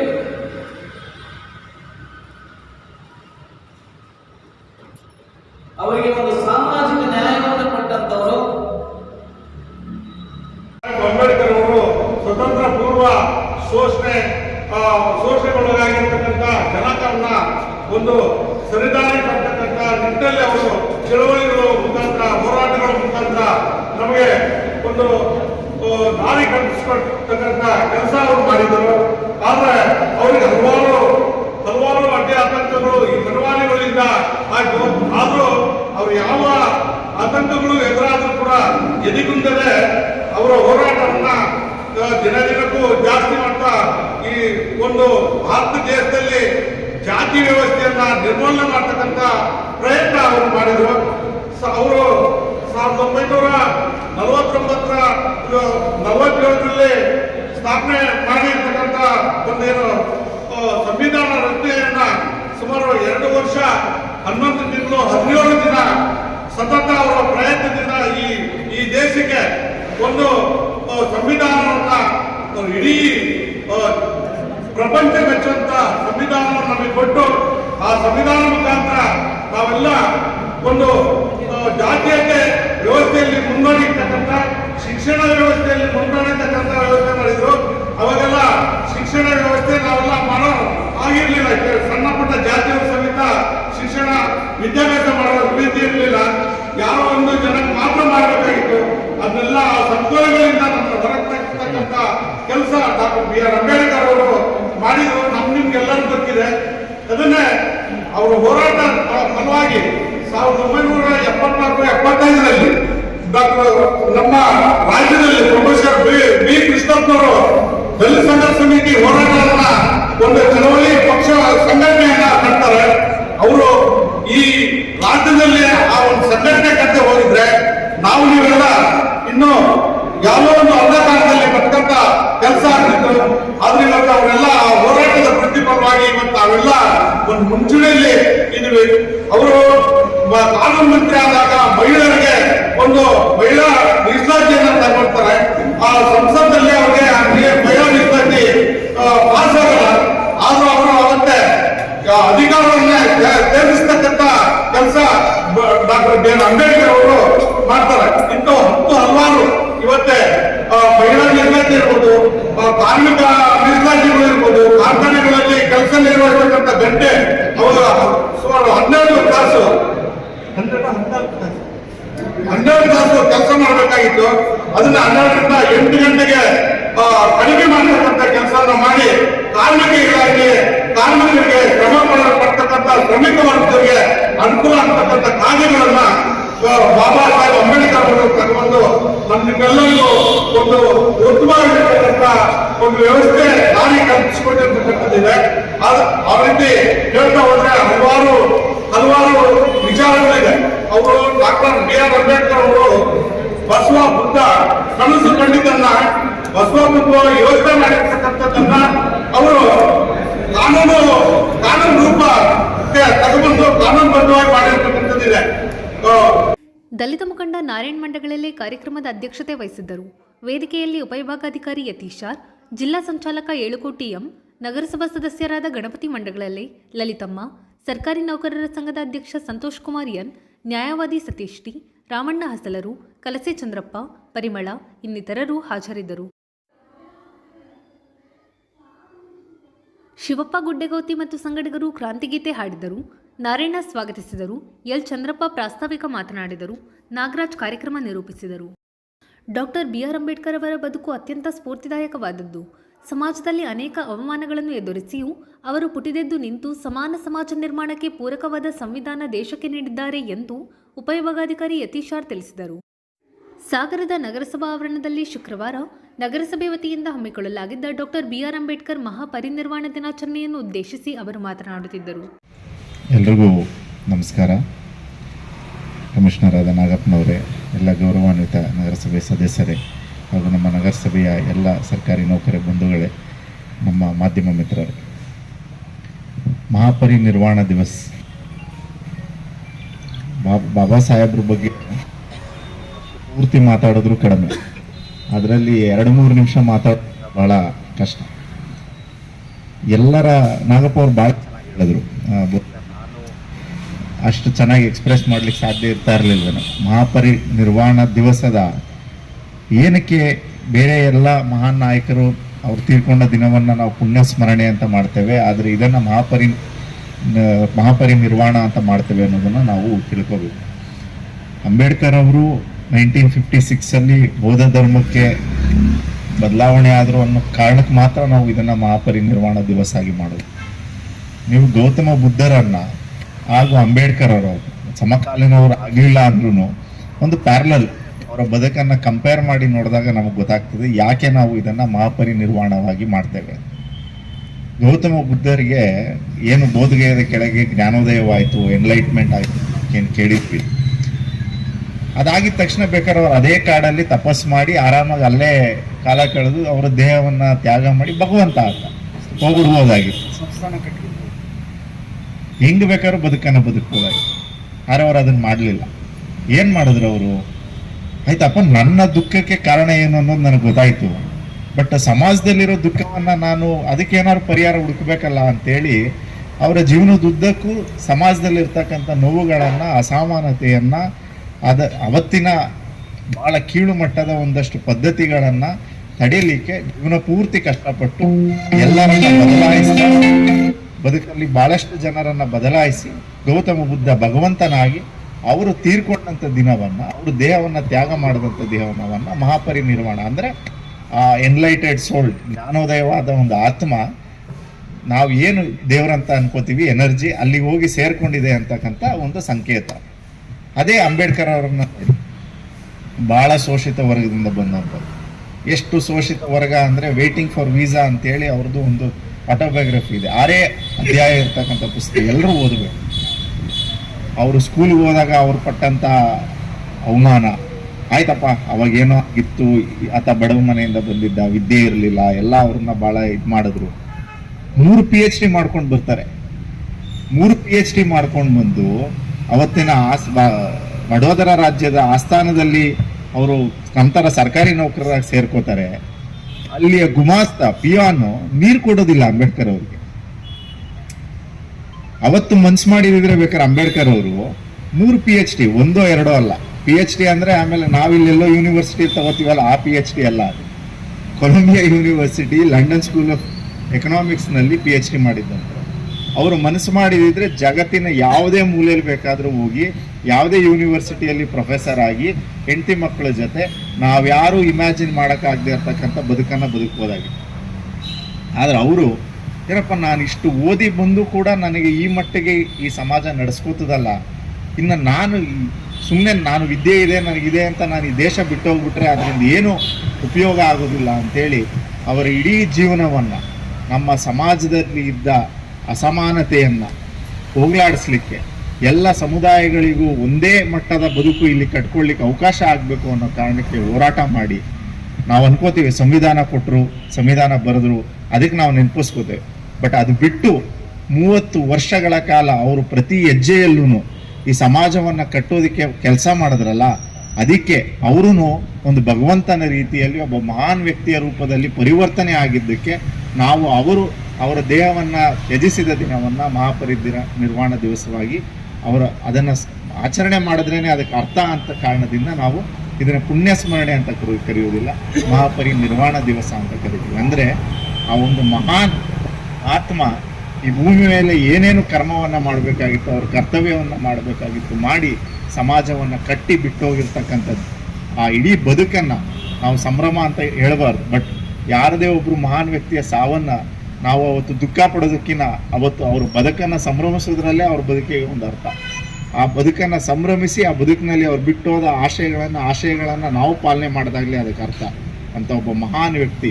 ಇವತ್ತು ನಾವೆಲ್ಲ ಇಲ್ಲಿ ನಿಂತಿದ್ದೀವಿ, ನಾನು ಅಧಿಕಾರಿ ಆಗಿದ್ದೀನಿ, ಯಾರೋ ಒಬ್ರು ಜನಪ್ರತಿನಿಧಿ ಆಗಿದ್ದಾರೆ, ಮಹಿಳೆಯರು ಇಲ್ಲಿ ಬಂದು ನಿಂತಿದ್ದೀರಿ ಅಂದರೆ ಅದೆಲ್ಲ ಅವರು ಬಿಟ್ಟು ಕಟ್ಟಿ ಹೋದ ದೇಶ, ಅವರು ನಮಗೆ ಕೊಟ್ಟ ಸಂವಿಧಾನದಿಂದ ಮಾತ್ರ. ಸಂವಿಧಾನ ಶುರುವಾಗೋದೇ we the people of India, ನಾವು ಭಾರತೀಯರು ನಮಗಾಗಿ ಮಾಡಿಕೊಂಡ ಸಂವಿಧಾನ. ಬರೆದಿದ್ದು ಅಂಬೇಡ್ಕರ್ ಅವರು, ಆದರೆ ಅವರು ಅದರಲ್ಲಿ ಮೊದಲನೇ ಸೆಂಟೆನ್ಸ್ ನಾವು ಭಾರತೀಯರು ಇರಲೇಬೇಕು ಅಂತೇಳಿ ಯಾಕೆ ಹೇಳಿದ್ರು ಅಂದರೆ ನಾವು ಸಂವಿಧಾನವನ್ನು ಅಡಾಪ್ಟ್ ಮಾಡ್ಕೊಂಡಿದ್ದಿನ ಹೇಳ್ತಾರೆ. ಎಷ್ಟೇ ಅದ್ಭುತವಾದ ಸಂವಿಧಾನವನ್ನು ನಾವು ಬರೆದ್ರೂ ಅದನ್ನು ಪಾಲನೆ ಮಾಡ್ತಕ್ಕಂಥವ್ರು, ಅದನ್ನು ಅನುಷ್ಠಾನಗೊಳಿಸ್ತಕ್ಕಂಥವ್ರು ಸರಿಯಾಗಿಲ್ಲ ಅಂದರೆ ಎಷ್ಟೇ ಒಳ್ಳೆಯ ಸಂವಿಧಾನವೂ ಕೂಡ ಯಾವುದೇ ದೇಶವನ್ನು ಕಾಪಾಡಲಿಕ್ಕೆ ಸಾಧ್ಯ ಇಲ್ಲ ಅಂತೇಳಿ. ಸೊ ಆ ಸಂವಿಧಾನವನ್ನು ಉಳಿಸಿ ಬೆಳೆಸ್ತಕ್ಕಂಥ ಆ ಸಂವಿಧಾನದ ಆಶಯಗಳನ್ನು ಮುಂದಿನ ಪೀಳಿಗೆಗೆ ತೊಗೊಂಡೋಗ್ತಕ್ಕಂಥ ಜವಾಬ್ದಾರಿಯನ್ನು ಅಂಬೇಡ್ಕರ್ ಅವರು ನಮ್ಮ ಭುಜದ ಮೇಲೆಲ್ಲ ಹಾಕಿದ್ದಾರೆ. ನಾವು ಅದನ್ನೆಲ್ಲ ಮಾಡ್ತಾ ಅವರ ಬದುಕಿಗೆ ಒಂದು ಅರ್ಥವನ್ನು ಕೊಡೋಣ ಅಂತ ಹೇಳ್ತಾ ನನ್ನ ಮಾತು. ಪೌರಾಯುಕ್ತ ಎಚ್ ಕೆ ನಾಗಪ್ಪ ಮಾತನಾಡಿ, ಇವತ್ತು ಮಹಾನ್ ಮಾನವತಾವಾದಿ, ಭಾರತ ರತ್ನ ಸಂವಿಧಾನ ಶಿಲ್ಪಿ ಪೂಜ್ಯ ಡಾಕ್ಟರ್ ಬಿ ಆರ್ ಅಂಬೇಡ್ಕರ್ಜಿಯವರ ಮಹಾಪರಿನಿರ್ವಾಣ ದಿನಾಚರಣೆಯನ್ನು ನಾವು ಆಚರಣೆ ಮಾಡ್ತಾ ಇದ್ದೀವಿ. ಇದು ಬೇರೆ ಸಭೆ ಥರ ಒಂದು ಆಚರಣೆ ಅಥವಾ ಸಮಾರಂಭ ಅಲ್ಲ. ಇದು ಆ್ಯಕ್ಚುಲಿ ಪೂಜ್ಯರು ಮೊನ್ನೆ 5ನೇ ತಾರೀಕು ಇವತ್ತು ಅವರು ಡಿಸೆಂಬರ್ 6ನೇ ತಾರೀಕು ಅವರು ಭೌತಿಕ ಶರೀರವನ್ನು ತ್ಯಜಿಸಿದಂಥ ಈ ದಿನ. ಇವತ್ತು ಯಾಕೆ ನಾವು ಬೇರೆ ಗಣ್ಯ ಮಹನೀಯರ ಮರಣದ ದಿನವನ್ನು ನಾವು ಪುಣ್ಯಸ್ಮರಣೆ ಅಂತ ಮಾಡ್ತೀವಿ, ಆದರೆ ಇವತ್ತು ಅಂಬೇಡ್ಕರ್ಜಿಯವರ ಒಂದು ಪುಣ್ಯ ಸ್ಮರಣೆ ದಿನವನ್ನು ಮಹಾಪರಿನಿರ್ವಾಣ ದಿನಾಚರಣೆ ಅಂತ ಯಾಕೆ ಮಾಡ್ತಾ ಇದ್ದೀವಿ ಅಂದರೆ, ಒಬ್ಬ ಮನುಷ್ಯ ಅವನು ಈ ಭೂಮಿಗೆ ಏನು ಜನನದ ನಂತರ ಅವನು ಜನನ ಸಂದರ್ಭದಲ್ಲಿ ಅವರಿಗೆ ಗೊತ್ತಿಲ್ಲದೇ ಅವರು ಈ ಭೂಮಿ ಮೇಲೆ ಅವರ ಜೀವಿತ ಅವಧಿಯಲ್ಲಿ ಏನೇನು ಮಾಡಬೇಕು, ಅವರ ಕರ್ತವ್ಯಗಳೇನು, ಅವನ ಋಣ ಭಾರಗಳೇನು, ಅದೆಲ್ಲವನ್ನು ಪೂರ್ಣಗೊಳಿಸಿ ಈ ಮತ್ತೆ ಪುನರ್ಜನ್ಮದ ಬಗ್ಗೆ ಕಲ್ಪನೆಯನ್ನು ಇಟ್ಟುಕೊಳ್ಳದೆ ನನ್ನ ಎಲ್ಲ ಕರ್ತವ್ಯಗಳನ್ನು ಇದೇ ಜನ್ಮದಲ್ಲಿ ಮುಗಿಸ್ಬೇಕು, ನನ್ನ ಕರ್ತವ್ಯಗಳನ್ನು ಮುಗಿಸ್ಬೇಕು, ನಾನು ಹೋದ್ಮೇಲೆ ನಾನು ಈ ಭೂಮಿ ಮೇಲೆ ಯಾವುದೇ ಋಣ ಅಥವಾ ಕರ್ಮವನ್ನು ಹೊತ್ಕೊಂಡು ಹೋಗಬಾರ್ದು ಅಂಥೇಳಿ ಇನ್ನೂ ಮಾಡಬೇಕಿತ್ತು ಅಂಥೇಳಿ ಅವಕಾಶ ಇಲ್ಲದೇ ಎಲ್ಲ ಕರ್ತವ್ಯಗಳನ್ನು ಮುಗಿಸಿ ಅವ್ರ ದೇಹತ್ಯಾಗವನ್ನು ಮಾಡೋದ್ರಿಂದ ಅವರ ಪುಣ್ಯಸ್ಮರಣೆಯನ್ನು ಮಹಾಪರಿನಿರ್ವಹಣಾ ದಿನ ಅಂಥೇಳಿ ನಾವು ಇವತ್ತು ಆಚರಣೆ ಮಾಡ್ತಾ ಇದ್ದೀವಿ. ಇದು ಅವರಿಗೆ ನಾವೊಂದು ಗೌರವ ಸಮರ್ಪಣೆಯನ್ನು ಸಲ್ಲಿಸ್ತಕ್ಕಂಥ ಕಾರ್ಯಕ್ರಮ. ಈ ಕಾರ್ಯಕ್ರಮಕ್ಕೆ ನಮ್ಮ ನೆಚ್ಚಿನ ಉಪವಿಭಾಗಾಧಿಕಾರಿಗಳು, ನಮ್ಮ ಆಡಳಿತಾಧಿಕಾರಿಗಳು ಇತಿಹಾಸ ಬಂದಿದ್ದಾರೆ. ಹಾಗೆಯೇ ನಮ್ಮ ಮಾಜಿ ನಗರಸಭಾಧ್ಯಕ್ಷರು, ಅಲ್ಲಿ ಸದಸ್ಯರಾದಂಥ ಲಲಿತಮ್ಮ ಮೇಡಮ್ ಬಂದಿದ್ದಾರೆ, ನಮ್ಮ ಸದಸ್ಯರಾದ ಚಂದ್ರಪ್ಪನವ್ರು ಬಂದಿದ್ದಾರೆ, ಆಮೇಲೆ ನನ್ನೆಲ್ಲ ನೌಕರರು ತಾವುಗಳು ಬಂದಿದ್ದೀರಿ, ಮಾಧ್ಯಮ ಮಿತ್ರರು ಬಂದಿದ್ದೀರಿ. ಈಗ ಪೂಜ್ಯರ ಪುತ್ಥಳಿಗೆ ನನ್ನ ಆಡಳಿತಾಧಿಕಾರಿಗಳು ಮಾಲಾರ್ಪಣೆ ಮಾಡುವ ಮೂಲಕ ನಾವು ಅವರಿಗೊಂದು ಗೌರವ ಸಲ್ಲಿಸೋಣ ಅಂತೇಳಿ ತಮ್ಮಲ್ಲಿ ಕೇಳ್ಕೊಳ್ತೇವೆ. ಸಾಹೇಬ್ ಮೇಡಮ್ ನೋಡಿ.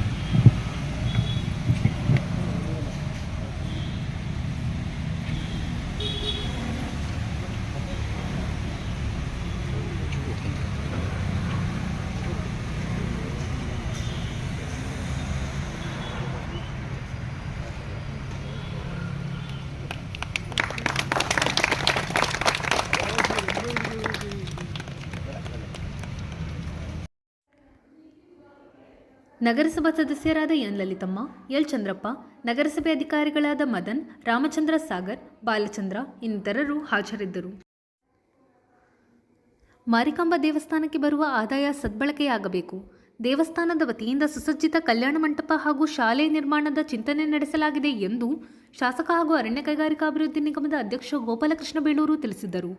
ಸಾಗರದ ಮಾರಿಕಾಂಬಾ ದೇವಸ್ಥಾನದಲ್ಲಿ ಶುಕ್ರವಾರ ದೇವಸ್ಥಾನದ ವ್ಯವಸ್ಥಾಪಕ ಸಮಿತಿ ವತಿಯಿಂದ ಕೈಗೊಳ್ಳಬೇಕಾದ ಅಭಿವೃದ್ಧಿ ಕಾರ್ಯಗಳನ್ನು ಕುರಿತು ಸಮಾಲೋಚನಾ ಸಭೆಯಲ್ಲಿ ಪಾಲ್ಗೊಂಡು ಅವರು ಮಾತನಾಡುತ್ತಿದ್ದರು. ಯಾರಿಗೂ ಈಗ ನಾವು ಮೀಟಿಂಗ್ ಮಾಡೋದು ಪಾರ್ಟಿ ಮಾಡೋ ಪ್ರಶ್ನೆನೇ ಇಲ್ಲ. ಈಗ ಎಸಿ ಅವರು ಇಲ್ಲೇ ಇದ್ದಾರೆ, ಅದು ಅವರ ಕೈಯಲ್ಲೇ ನಿಂತಿದೆ. ಈಗ ಯಾವಾಗ ಹಿಂಗಂತಾರೆ ಮುಗ್ದೋದಂಗೆ, ಅದಷ್ಟೇ. ಅದು ಆಗೋಗಿದೆ, ಎಲ್ಲ ಮುಗ್ದೋಗಿದೆ. ಈಗ ಶುರು ಆಗ್ಬಿಟ್ಟಿದೆ. ಕೆಲವರೆಲ್ಲ ಅವರವರೇ ಹೊಡ್ಕೊಳಕ್ ಶುರು ಮಾಡಿದ್ದಾರೆ. ಯಾಕಂದ್ರೆ ನಿಲ್ಸೋ ಪ್ರಶ್ನೆ ಇಲ್ಲ. ಈಗ ನಾವೆಲ್ಲ ಆದೇಶ ತಗೊಂಡ್ ಬಂದ್ಬಿಟ್ಟಿದೀವಿ. ಅದಕ್ಕೆ ಎಸಿ ಅವರೇ ಅದಕ್ಕೆ ಅದು ಸಾರಥಿ ಇದ್ದಾರೆ. ಅವ್ರು ಯಾವಾಗ ರೆಡಿ ಮಾಡ್ತಾರೆ ಅವಾಗ ಮುಗ್ದೋಗಿ. ಇವತ್ತು ನಾನು MLA ಆಗಿ ನಮಗೆ ಗೌರವಾಧ್ಯಕ್ಷರು ಮಾಡಿದ್ದಾರೆ. ಎಸಿ ಸಾಹೇಬರು ನಾವು ಇದ್ದೀವಿ. ನಾವು ಆ ಗೊಂದಲಗಳನ್ನ ಸರಿಪಡಿಸಿಕೊಂಡು ಮಾರಿಕಾಂಬಾ ದೇವಿಯ ಸಹಕಾರದಿಂದ ಏನಾದ್ರೂ ಒಂದು ಆ ತಾಯಿ ಹೆಸರಲ್ಲಿ ಬಡವರಿಗೆ ಸಾರ್ವಜನಿಕರಿಗೆ ಮಾಡಬೇಕನ್ನೋ ನಮ್ಮ ಆಸೆ ಇದೆ. ನಾವೊಬ್ಬ ಶಾಸಕನಾಗಿ ಅದ್ರ ಬಗ್ಗೆ ಚಿಂತನೆ ಮಾಡಿದ ಮೇಲೆ ನಾವು ಎಸಿ ಅವರೆಲ್ಲ ಕೂತ್ಕೊಂಡ್ಮೇಲೆ ನಾಗೇಂದ್ರ ಅಧ್ಯಕ್ಷರೆಲ್ಲ ಕೂತು ಏನಾದ್ರೂ ಒಂದು ಅಸೆಟ್ ಮಾಡ್ಬೇಕು ತಾಯಿ ಹೆಸರಲ್ಲಿ. ಇನ್ನೂ ಆಗಲ್ಲ ಅಂತ 8.5 ಎಕರೆ ಜಾಗ ಇದೆ. ಅದರಿಂದ ಗೊಂದಲಗಳು ಇದ್ದೇ ಇರುತ್ತೆ. ಗೊಂದಲಗಳು ಇಲ್ಲ ಅಂತೆಲ್ಲ, ಗೊಂದಲಗಳನ್ನ ಸರಿಪಡ್ಲಿಕ್ಕೆ ಎಸಿ ಅವರು ಇದ್ದಾರೆ, ನಾವು ಇದ್ದೀವಿ, ಸರಿ ಮಾಡಿಸ್ಕೊಂಡು ಹೋಗ್ತೀವಿ. ಮತ್ತೆ ಯಾವುದೇ ಅಡಚಣೆ ಆಗದ ರೀತಿಯಲ್ಲಿ ನಾವು ಮುಂದುವರ್ಸ್ಕೊಂಡು ಹೋಗ್ಬೇಕು. ಮೊದಲ ಆದ್ಯತೆಯಾಗಿ ಸ್ಕೂಲ್ ಮಾಡ್ತೀವಿ. ಫಸ್ಟ್ ಸ್ಕೂಲ್ ಮುಗಿದ ನಂತರ ಕಲ್ಯಾಣ ಮಠ ಮಾಡ್ಬೇಕು, ಆಮೇಲೆ ಯಾತ್ರಿ ನಿವಾಸ ಮಾಡ್ಬೇಕಂತ ಇಟ್ಕೊಂಡಿದ್ದಾರೆ. ಇವು 3 ಆಗ್ಬೇಕನ್ನೋದು ನಮ್ಮ ಉದ್ದೇಶ ಇದೆ. ಅದರಿಂದ ಚರ್ಚೆ ಆಗಿದೆ, ಚರ್ಚೆಯಲ್ಲಿ ಪಾಸು ಆಗಿದೆ. ಇಷ್ಟು ಮಾಡ್ಬೇಕನ್ನೋದಾಗಿದೆ. ಸಾರ್ವಜನಿಕರಿಗೆ ಪರವಾಗಿ ದೇವಿಯ ಆಶೀರ್ವಾದ, ತಾಲೂಕಿನ ಜನರಿಗೆ, ನಾಡಿನ ಜನರಿಗೆ ಆಶೀರ್ವಾದ ಇರೋದ್ರಿಂದ ಅವಳ ಆಶೀರ್ವಾದದಿಂದ ಒಳ್ಳೊಳ್ಳೆ ಸ್ಕೂಲ್ ಆಗ್ಬೇಕಾದ್ರೆ ನಮಗೆ ಒಂದು ಆಸೆ, ಅದನ್ನು ಈಡೇರಿಸುವಂತ ಕೆಲಸ ನಾವು ಮಾಡ್ಬೇಕು. ಈಗ ರಸ್ತೆ ಅಗಲೀಕರಣಕ್ಕೆ ಸಂಧಾನಕ್ಕೆ ಬರ್ರಿ, ನಮಗೆ ಉದ್ದೇಶ ಏನಿಲ್ಲ. ನಮಗೆ ಯಾರು ಬೇಕಾದ್ರೂ ಆಡಳಿತ ನಡೆಸೋದು ಮುಖ್ಯ. ಇಲ್ಲಿ ಒಂದು ತಾಯಿಯ ಒಂದು ಸೇವೆ ಮಾಡುವಂತ ಜನರು ಯಾರ್ಯಾರು ಇದ್ದೀರಿ ಅವ್ರು ಯಾರು ಬೇಕಾದ್ರೂ ಮಾಡ್ಲಿಕ್ಕೆ ಅವಕಾಶ ಇದೆ.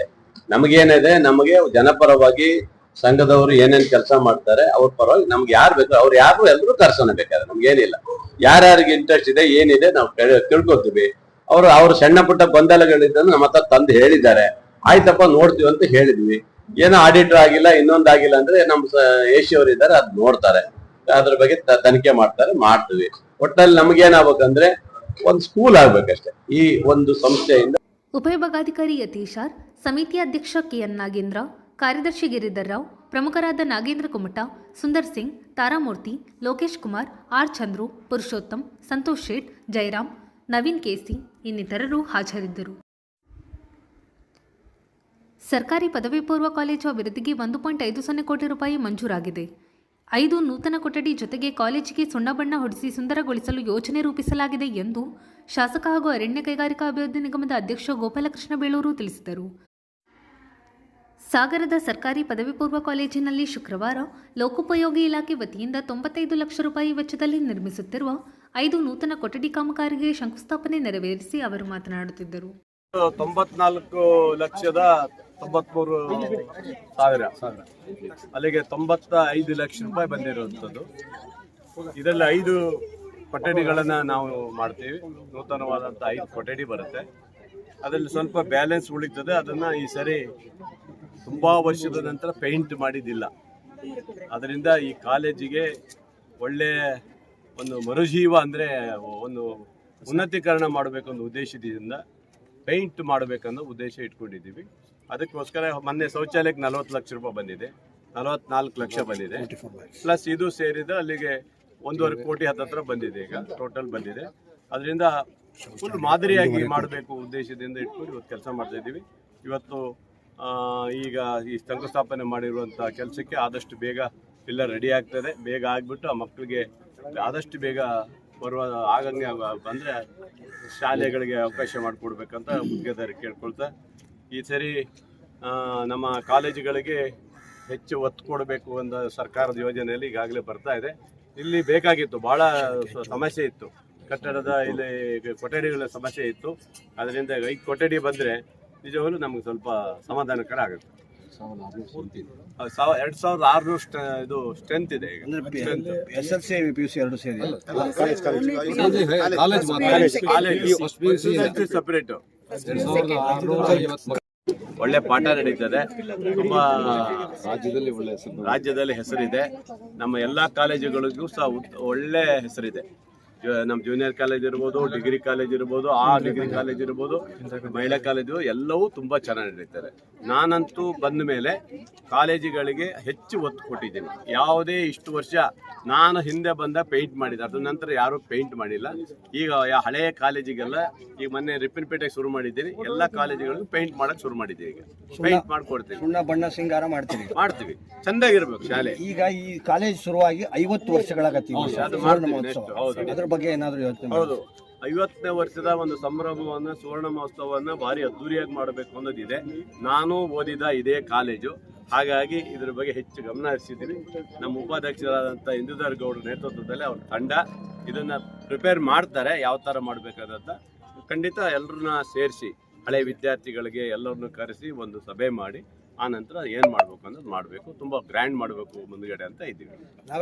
ಕಾಲೇಜು ಅಭಿವೃದ್ಧಿ ಸಮಿತಿ ಉಪಾಧ್ಯಕ್ಷ ಬಿಎ ಇಂದುಧರ್, ಪ್ರಾಚಾರ್ಯ ಕೆಸಿ ಸತ್ಯನಾರಾಯಣ್, ಪ್ರಮುಖರಾದ ಪರಿಮಳ, ರವಿಕುಮಾರ್, ಭವ್ಯ, ಪ್ರಭಾವತಿ, ಕಲಸೆ ಚಂದ್ರಪ್ಪ, ಟಿಪಿ ರಮೇಶ್ ಇನ್ನಿತರರು ಹಾಜರಿದ್ದರು. ಅಂಬೇಡ್ಕರ್ ಪರಿನಿರ್ವಾಣ ದಿನ ಅತ್ಯಂತ ಪುಣ್ಯದ ದಿನ. ಅದನ್ನು ನಾವು ಶ್ರದ್ಧಾಭಕ್ತಿಯಿಂದ ಆಚರಿಸಬೇಕು ಎಂದು ಪಂಚಾಯಿತಿ ಮಾಜಿ ಸದಸ್ಯ ಹಾಗೂ ದಲಿತ ಸಂಘರ್ಷ ಸಮಿತಿ ರಾಜ್ಯ ಸಂಘಟನಾ ಸಂಚಾಲಕ ಭರ್ಮಪ್ಪ ಅಂದಾಸುರ ತಿಳಿಸಿದರು. ಸಾಗರದ ವಿನೋಬ ನಗರದಲ್ಲಿ ಶುಕ್ರವಾರ ದಲಿತ ಸಂಘರ್ಷ ಸಮಿತಿಯ ಮಹಾತ್ಮ ಪ್ರೊಫೆಸರ್ ಬಿ ಕೃಷ್ಣಪ್ಪ ಸ್ಥಾಪಿತ ಬಣದ ವತಿಯಿಂದ ಕಚೇರಿಯನ್ನು ಉದ್ಘಾಟಿಸಿ ಅವರು ಮಾತನಾಡುತ್ತಿದ್ದರು. ಕೆಳ ಸಮುದಾಯದವರೆಗೂ ನಮ್ಮ ಸಂಘಟನೆಯಲ್ಲಿ ಪದಾಧಿಕಾರಿಗಳು ಇದ್ದಾರೆ. ಎಲ್ಲ ಸಮುದಾಯದ ಶೋಷಿತರಿಗೆ ನ್ಯಾಯ ಕೊಡಬೇಕಂತ ನಮ್ಮ ಸಂಘಟನೆಯ ಉದ್ದೇಶ. ಈಗ ನಮ್ಮ ಹಿರಿಯರು RS ಕಿರಿಯರು ಹೇಳಿದ್ರು, ಇವತ್ತೇನು ಶೋಷಿತ ಸಮುದಾಯಕ್ಕೆ ನ್ಯಾಯ ಕೊಡೋಕ್ಕೆ ಕೃಷ್ಣಪ್ಪರು ಏನು ಹೋರಾಟ ಮಾಡಿದ್ರು, ಅಂಬೇಡ್ಕರ್ ಏನು ಹೋರಾಟ ಮಾಡಿದ್ರು, ಅದರ ನಿಟ್ಟಿನಲ್ಲಿ ಮಾಡಬೇಕು ಅಂತ ಹೇಳಿದ್ವಿ. ಅದೇ ನಿಟ್ಟಿನಲ್ಲಿ ನಾವು ಇವತ್ತೇನು ನಾವು ಪದಾಧಿಕಾರಿಗಳನ್ನ ಹೋಬಳಿ ಮಟ್ಟದಲ್ಲಿ ನೇಮಕ ಮಾಡಿದ್ವಿ, ನಗರ ಘಟಕಗಳು 2 ಜನ ನೇಮಕ ಮಾಡಿದ್ವಿ. ಮತ್ತು ನಮ್ಮ ಜಾನ್ಸನ್ ಲೋಬ ಅವರಿದ್ದಾರೆ, ಆಮೇಲೆ ನಮ್ಮ ಅಣ್ಣಪ್ಪ ಪೂಜಾರಿ ಇದ್ದಾರೆ. ಯಾಕಂದ್ರೆ ಸಾಲ ಟೌನ್ ಭಾರಿ ವಿಸ್ತಾರವಾಗಿದೆ, ಅವರಿಬ್ಬರು ಒಟ್ಟೊಟ್ಟಿಗೆ ಮಾಡಬೇಕು ಅನ್ನೋ ಕಾರಣಕ್ಕೆ. ಅದೇ ರೀತಿ ತಾಳಗುಪ್ಪ ಹೋಬಳಿಯಲ್ಲಿ ಕೆರಸ್ವಾಮಿ ಅಂತ ಅವರನ್ನ ನೇಮಕ ಮಾಡಿದ್ದೀವಿ. ಈ ಕಸ್ಬಾ ಹೋಬಳಿಗೆ ನಮ್ಮ ಭೀಮೇರಿ ಜಗನ್ನಾಥ್ ಅವರನ್ನು ಹಾಕಿದ್ದೀವಿ. ಆನಂದಪುರ ಮತ್ತೆ ಆವಿನಹಳ್ಳಿಯನ್ನು ಶೀಘ್ರದಲ್ಲಿ ಘೋಷಣೆ ಮಾಡ್ತೀವಿ. ಯಾಕೆಂದ್ರೆ ಅಲ್ಲೆಲ್ಲ ಸಮುದಾಯದವರು ಇರ್ಬೇಕು. ಕೆಲವು ಸಂಘಟನೆಗಳು ಹೆಂಗೆ ಅಂದ್ರೆ ಬರೇ ಪರಿಷ್ಠ ಜಾತಿ ಪರಿಷ್ಠ ವರ್ಗ ಮಾತ್ರ ಇರ್ತಿದ್ದೀವಿ. ನಮ್ಮ ಸಂಘಟನೆಯಲ್ಲಿ ಆ ಥರ ಇರ್ಬಾರ್ದು. ಬ್ರಾಹ್ಮಣ ಇರ್ಬೇಕು, ಲಿಂಗಾಯತ್ ಇರ್ಬೇಕು, ಕೊಂಕಣೇಶ್ ಇರ್ಬೇಕು, ಮಡಿವಾಳ ಇರ್ಬೇಕು, ಆಚಾರ್ಯ ಇರ್ಬೇಕು, ಜಗಮತಸ್ಥರು ಇರ್ಬೇಕು, ಕ್ರಿಶ್ಚಿಯನ್ ಇರ್ಬೇಕು, ಮುಸ್ಲಿಮಾನ್ ಎಲ್ಲ ಸಮಾಜದಲ್ಲಿದ್ರೆ ಮಾತ್ರ ಆ ಸಂಘಟನೆಗೆ ಒಂದು ಶಕ್ತಿ ಬರ್ತೈತೆ ಅನ್ನೋ ಆಸೆ ನಿಂತ್ಕೊಂಡು ನಾವು ಸಂಘಟನೆ ಕಟ್ಟಿದ್ದೀವಿ. ಸಂಘಟನೆಯ ನೂತನ ಆಫೀಸರ್ನ ತಮ್ಮೆಲ್ಲ ಹಿರಿಯರು ಎಲ್ಲರ ಆಸೆಯನ್ನು ನಮ್ಮ ಸಂಘಟನೆ ಈಡೇರಿಸ್ತೀವಿ. ನಿಮ್ಮ ಆಸೆ ಅಂತಲೇ ನೀವೇನು ಒಂದಾದ ಪರವಾಗಿ ಹೋರಾಟ ಮಾಡಿ ಅದನ್ನು ನೀವೇನು ಆರೈಕೆ ಮಾಡಿದ್ರೆ ಅದರ ಪರವಾಗಿ ಹೋರಾಟ ಮಾಡ್ತೀವಿ. ಈ ಒಂದು ನಮ್ಮ ಸಂಘಟನೆಗೆ ಹೆಚ್ಚಿನದಾಗಿ ನಮ್ಗೆ ಒತ್ತನ್ನು ಕೊಟ್ಟಿರ್ತಕ್ಕಂಥವ್ರು ನಮ್ಮ ಪತ್ರಿಕಾ ಸಂಘದ ನಾಗೇಶ್ ಅವರು ಮತ್ತೆಲ್ಲ ಮೀಡಿಯಾದ ಮುಖಂಡರು ಅಂತ ಮತ್ತೊಮ್ಮೆ ಅವರಿಗೆ. ದಲಿತ ಸಂಘರ್ಷ ಸಮಿತಿಯ ತಾಲೂಕು ಸಂಚಾಲಕ ರೇವಪ್ಪ ಕೆ ಹೊಸಕೊಪ್ಪ ಮಾತನಾಡಿ, ಶ್ರೀಮಾನ್ ರೇವಪ್ಪನವರ ಅಧ್ಯಕ್ಷತೆಯಲ್ಲಿ ಈ ಪುಣ್ಯದ ಒಂದು ದಿನದಲ್ಲಿ ನಾವೊಂದು ಕಚೇರಿಯನ್ನು ಪ್ರಾರಂಭ ಮಾಡಿ ಉದ್ಘಾಟನೆಯನ್ನು ಮಾಡಿರ್ತೇವೆ. ಭಾಳ ಸಂತೋಷದಿಂದ ಈ ಕೆಲಸವನ್ನು ಮಾಡಿದ್ದೇವೆ. ಇದರಿಂದ ಸಾರ್ವಜನಿಕರಿಗೆ, ದಲಿತರಿಗೆ ಈ ಕಚೇರಿ ಮುಖಾಂತರ ನ್ಯಾಯ ಕೊಡಿಸುವ ಕೆಲಸವನ್ನು ನಾವು ಮುಂದಿನ ದಿನಗಳಲ್ಲಿ ಮಾಡೋಣ ಅಂತ ಹೇಳ್ತಾ ಗುಣ ಚರಿತ್ರೆಯನ್ನು ಮತ್ತು ಅವರ ಹೋರಾಟವನ್ನು ಆ ಕಾಲದಲ್ಲಿ 1891 ಏಪ್ರಿಲ್ 14ರಂದು ಜನಿಸಿದ ಅಂಬೇಡ್ಕರ್ ಅವರು ಮಹಾರಾಷ್ಟ್ರದ ಮಧ್ಯಪ್ರದೇಶ ಎನ್ನುವಂಥ ಒಂದು ಮಿಲಿಟರಿ ಕ್ಯಾಂಪ್ನಲ್ಲಿ ಅವರ ಜನನ ಆಗುತ್ತೆ. ಅವರು ಮೂಲತಃ ಮಹಾರಾಷ್ಟ್ರದ ರತ್ನಗಿರಿ ಜಿಲ್ಲೆಯ ಖೇಡಾ ತಾಲೂಕಿನ ಅಂಬೇವಾಡ ಎಂಬುವಂಥ ಒಂದು ಗ್ರಾಮದವರು. ಅಂಬೇಡ್ಕರ್ ಅವರು ಒಂದು ಏನು ದಲಿತ ಜನಾಂಗ ಅನ್ನುವಂಥ ಆ ಕಾಲದಲ್ಲಿ ಅಸ್ಪೃಶ್ಯತೆಯ ಆಚರಣೆ ಮಾಡುವಂಥ ಕಾಲದಲ್ಲಿ ಮಹಾರ್ ಎಂಬುವಂಥ ಜನಾಂಗದಲ್ಲಿ ಜನಿಸ್ತಾರೆ. ಇವರ ತಂದೆ ರಾಮ್ಜಿ ಮಾಲೋಜಿ ಸಕ್ಪಾಲ್ ಅಂತೇಳಿ, ತಾಯಿ ಭೀಮಾಬಾಯಿ.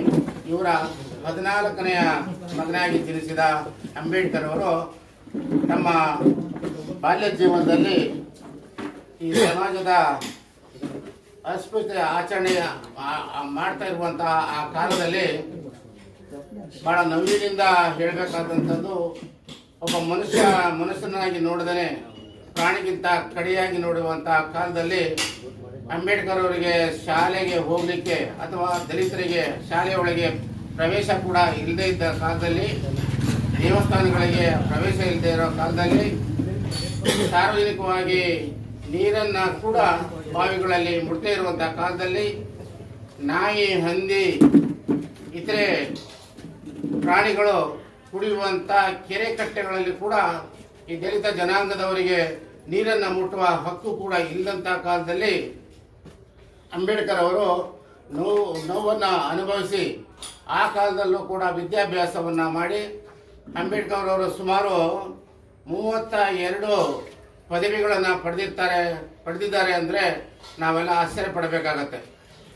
ಈ 32 ಪದವಿಗಳನ್ನು ಪಡೆದಂಥ ಅಂಬೇಡ್ಕರ್ ಅವರು ಈ ಬೃಹತ್ ರಾಷ್ಟ್ರಕ್ಕೆ ಸ್ವತಂತ್ರ ಬಂದಾಗ, ಸ್ವತಂತ್ರ ಭಾರತಕ್ಕೆ ಒಂದು ಸಂವಿಧಾನವನ್ನು ರಚನೆ ಮಾಡಬೇಕು ಅಂತ ಆದಾಗ, ಆ ರಚನೆಯ ಕರಡು ಸಮಿತಿಯ ಪ್ರಾರಂಭದಲ್ಲಿ ಕರಡು ಸಮಿತಿಯ ಅಧ್ಯಕ್ಷರನ್ನಾಗಿ ಅಂಬೇಡ್ಕರ್ನ ಈ ದೇಶದ ಎಲ್ಲ ನಾಯಕರುಗಳು ಆಯ್ಕೆ ಮಾಡ್ತಾರೆ. ಸಂವಿಧಾನವನ್ನು ರಚನೆ ಮಾಡುವ ಸಂದರ್ಭದಲ್ಲಿ ಅಂಬೇಡ್ಕರ್ ಅವರು ಸುಮಾರು ದಿನಕ್ಕೆ 18 ಗಂಟೆಗಳ ಕಾಲ ಸತತ ಅಭ್ಯಾಸವನ್ನು ಮಾಡಿ ಸಂವಿಧಾನವನ್ನು ರಚನೆ ಮಾಡ್ತಾರೆ. ಸಂವಿಧಾನ ಇಡೀ ವಿಶ್ವದಲ್ಲಿ ಭಾರತದ ಸಂವಿಧಾನ ಬಹಳ ಶ್ರೇಷ್ಠವಾದ ಸಂವಿಧಾನವಾಗಿದೆ. ಇಂಥ ಸಂವಿಧಾನವನ್ನು ರಚನೆ ಮಾಡಿಕೊಟ್ಟಂಥ ಅಂಬೇಡ್ಕರ್ ಅವರು ನಮ್ಮೆಲ್ಲರಿಗೂ ಸ್ಫೂರ್ತಿದಾಯಕ. ಈ ಸಂದರ್ಭದಲ್ಲಿ ಆಪ್ಸ್ಕಾಸ್ ಮಾಜಿ ಅಧ್ಯಕ್ಷ RS ಗಿರಿ, ಸಾಮಾಜಿಕ ಕಾರ್ಯಕರ್ತ KS ಪ್ರಶಾಂತ್, ರೈತ ಸಂಘದ ಅಧ್ಯಕ್ಷ ಹೊಯ್ಸಳ ಗಣಪತಿಯಪ್ಪ, ಮಂಜಪ್ಪ, ಮಧು, ರವಿಕುಮಾರ್, ಗೌರಮ್ಮ, ಉಮಾ, ಜಾನ್ಸನ್ ಲೋಬೋ, ಆನಂದ್ ಮೇಸ್ತ್ರಿ, ಹಿರಿಯಣ್ಣ, ಅಣ್ಣಪ್ಪ, ಸೋಮಶೇಖರ್ ಇನ್ನಿತರರು ಹಾಜರಿದ್ದರು. ಇದು ಶುಕ್ರವಾರದ ಸಮಗ್ರ ಸುದ್ದಿ. ನಿರಂತರ ಸುದ್ದಿಗಾಗಿ ನೋಡ್ತಾ ಇರಿ GMS ನ್ಯೂಸ್. ನಮಸ್ಕಾರ.